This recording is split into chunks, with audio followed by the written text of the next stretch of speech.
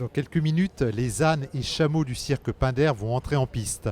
Et avant la représentation, quelques spectateurs sont venus assister à leur toilette quotidienne.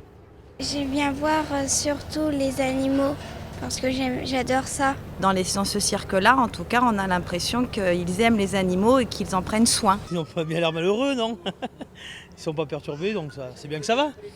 Des animaux pour lesquels le directeur Frédéric Edelstein est aux petits soins, à l'image de ces 12 lions blancs d'Afrique du Sud. J'ai sauvé d'un véritable massacre et d'un véritable business de la chasse en Afrique du Sud où ils étaient destinés à se faire shooter pour 15 000 €. Et bien écoutez, je suis d'autant plus fier d'en avoir fait des stars au cirque. Des animaux bien dans leur peau et dans leur tête, car pour le dompteur, leur bien-être permet d'obtenir de bons résultats. Non seulement il faut de l'amour, il faut du respect réciproque entre l'homme et l'animal, énormément de complicité, et il faut beaucoup de temps. C'est vrai que tout s'obtient avec le temps. Ce serait impossible d'obtenir quelque chose avec un animal si vous ne le comprenez pas. Mon métier de dompteur, de dresseur est ni plus ni moins le même que celui d'un instituteur.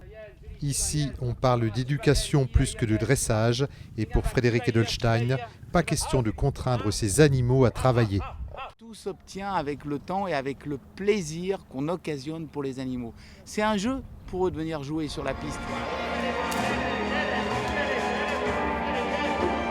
Un jeu qui fascine les spectateurs. C'est intéressant de voir comment le travail qu'ils font avec les animaux. C'est très impressionnant de voir un homme tout seul là au milieu avec une dizaine de fauves. C'est très, très impressionnant.